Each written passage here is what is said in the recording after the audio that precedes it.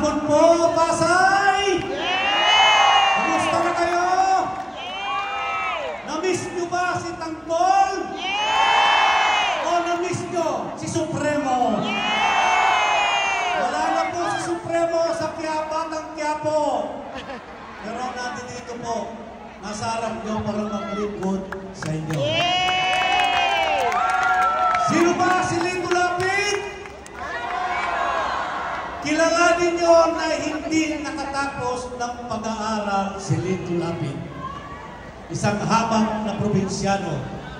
Pero gusto ko lang pong malaman nyo, ako po ay nagsilbi ng 3 taon bilang Vice Governor ng Pampanga. At 3 termino ako bilang Governor ng Pampanga. At ngayon po, pangatlong termino ko na rin bilang senador. Ano po ang sinasabi nila? Ano po ang nagawa ni Lito Lapid sa Senado? I love you. I love you, sabi ni Coco, sa inyong lahat.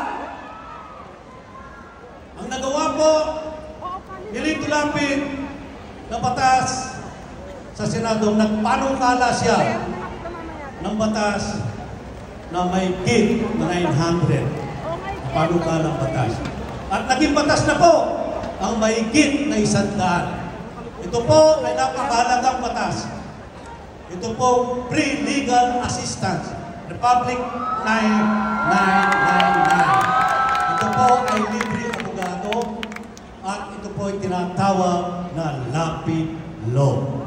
Wala na pong maagarapyado sa ating mamamayan na walang pambayad sa abogasya.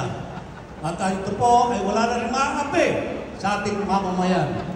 Dahil po hindi ninyo magagamit ang PAO, ang Public Attorney's Office, pag ang kalaban nyo ay meron na siyang abogado sa PAO. Ito po ang sasalusan nyo.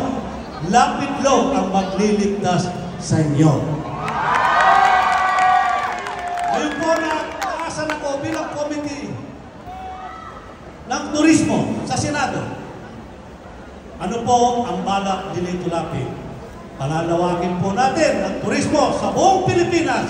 Kasama po natin dito ang ating mahal na Pangulo, si Bongbong Marcos, na po lalawagin ang lahat ng mga turismo na Philippine spot dito sa Pilipinas.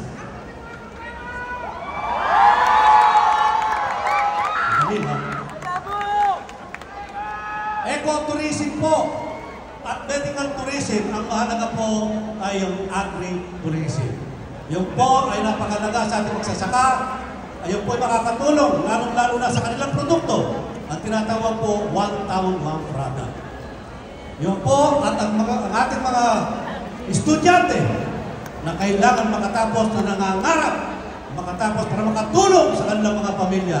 Dahil ako mismo ay hindi ako nakatapos ng pag-aaral dahil ako ay isang anak na bandera, hindi ko po kinahihiyayan. Dahil ako pinangarap ng mahirap,